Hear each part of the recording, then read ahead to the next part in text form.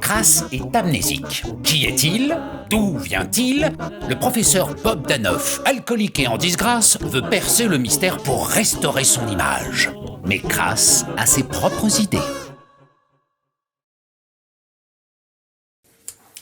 Je peux vous demander ce que vous faites, professeur? Je t'anesthésie.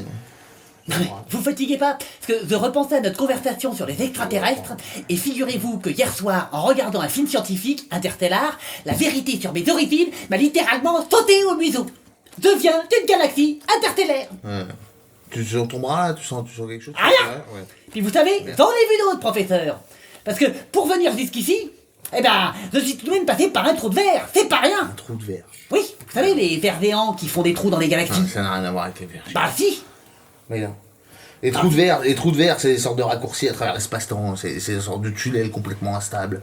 Ah. Ça n'a rien à voir avec les vers géants. Les gens se posent la question et alors, ils se demandent ce que c'est. Personne n'en a jamais vu. Eh ben moi j'ai ma petite idée sur la question. Oui. Parce qu'on pourrait croire que parce qu'ils sont géants, ils sont forcément sur deux. Mais pas du tout. À mon avis, ce sont de timides vers géants qui creusent en cassette. Voilà pourquoi. Mais arrête avec les vers géants, je veux dire, ça n'a rien à voir avec les vers. C'est dur. Non. Imagine un univers, tu vois, un univers en 2 dimensions, comme ça, bon, replié sur lui-même. Bon, bah, un trou de verre, ce serait une sorte de tunnel dans la 3e dimension qui relierait les 2 côtés. Tu vois. Bon, bah, dans notre univers en 3 dimensions, c'est pareil, sauf que c'est dans la 4e, tu vois, c'est l'espace-temps.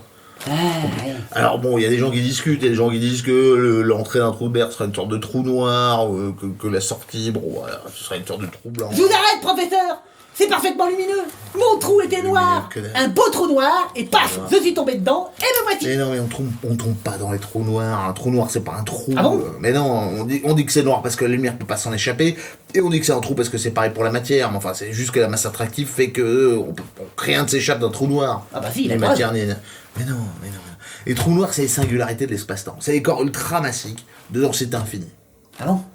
Prends les trous noirs qui sont au centre des galaxies, par exemple. Ouais. Bon, c'est des millions à des milliards de fois plus denses que le Soleil. Ah ouais. Bah ouais. Ça fait que même les étoiles qui tournent trop près autour, là, elles sont déformées, elles sont complètement déformées. Imagine un machin comme toi à côté de ça.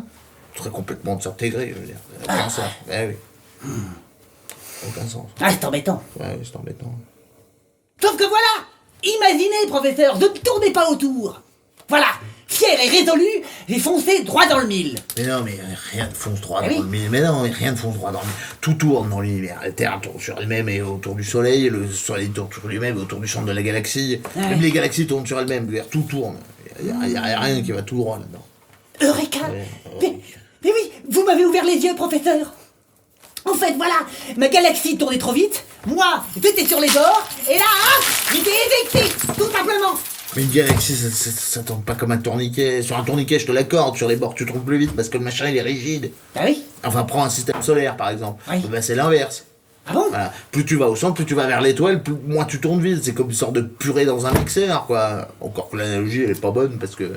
Non, Alors, je vous dans le arrête. mixeur, t'as Non des- mais t'as laissez des tomber frottements, votre t'as purée, des machins. professeur. Je ne vous parle pas de mixeur solaire, je vous parle de galaxie. Paf, sur les bords, éjecté. Mais non, mais pas éjecté, mais non, mais... Prends notre galaxie, par exemple, la Voie lactée. Toutes les étoiles, là, qu'elles soient sur le bord ou au centre, Ouais. elles tournent à la même vitesse. C'est 1 million Ah bon de kilomètres/heure. Bah C'est ouais. bizarre, ça. Bah, oui, c'est bizarre. Ça veut dire qu'il y a de la masse en plus. Ah bon? Ça ne suit pas les modèles. Ça veut dire qu'il y a 5 à 10 fois plus de masse que celle qu'on observe.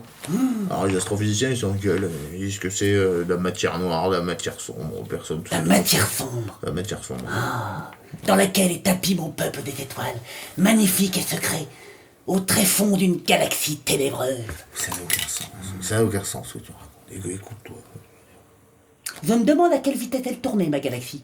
Ça se trouve, elle tournait tellement vite, vip, en 10 minutes, j'étais ici. Mais non. Tu te rends pas compte des distances. Prends Andromède, par exemple. C'est la Ouais. galaxie la plus proche de nous.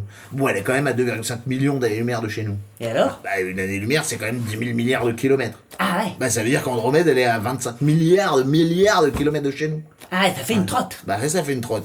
D'autant que les galaxies, toutes les autres, en tout cas, elles s'éloignent de nous à cause de l'expansion de l'univers. Et de plus en plus vite. Pourquoi? Tu vois, à cause de l'énergie sombre.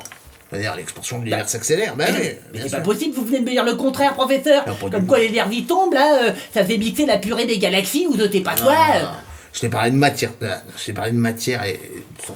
Là, tu confonds matière et énergie. La matière sombre, c'est de la matière, c'est de la masse. Tu vois, c'est 25% de l'univers. Et bon, c'est vrai, on sait pas ce que c'est. Énergie sombre, c'est différent. C'est 70% de l'univers. Ça n'a rien à voir. Et c'est une sorte de force hypothétique, répulsive, tu vois, qui s'oppose à la gravité. C'est à cause de ça que l'univers est en expansion. D'accord. Ouais. Ben, c'est complètement obscur, en fait. Non, mais, si tu veux, je veux dire, imagine que l'énergie sombre se mette à diminuer. Et qu'il y en ait de moins en moins. Bon, bah, dans ces cas-là, toutes les galaxies, au lieu de s'éloigner les unes des autres, elles se rapprocheraient les unes des autres, et là, on se retrouvait dans un scénario de type Big Crunch, quoi. Tu vois, l'inverse du Big Bang. Toutes les galaxies réunies au même endroit. L'inverse du Big Bang. Ouais. Dans le cas contraire, si l'énergie sombre se met à augmenter, là, on se retrouvait dans un scénario de type Big Rip. C'est-à-dire que l'univers se mettrait à s'étendre indéfiniment et jusque dans ses atomes même, on se retrouve avec un univers totalement infini, totalement vide, totalement... Ouais, c'est vraiment compliqué. Je veux dire, il y a des gens qui discutent de ça, c'est un vrai boulot de chercheur. Oh, en gros, vous n'avez pas l'once d'un copec d'un début de réponse. Oh, Hein, c'est ça? Non mais avouez-le, professeur. T'as croire que vous faites des réunions Tupperware avec l'argent du contribuable? T'as un tantinet pathétique, quand même. parce que tu contribues à quoi, toi, sans déconner? Ah bah moi, à rien, à vous entendre, rien. Rien du tout. Je vis dans votre ombre, professeur. Ouais, c'est ça. Alors si vous pouviez me faire bénéficier de vos lumières en vous attachant un peu plus concrètement à mon problème, eh ben ça m'arrangerait. Parce que tu crois que je fais quoi, là? Bah, vous me charcutez le bras, puis vous picolez, professeur. Hein. Comme un trou. En attendant, c'est toujours pas d'où je viens, moi. Ta gueule. Pumba pumba pumba pumba pumba pumba pumba pumba pumba pumba pumba pumba pumba pumba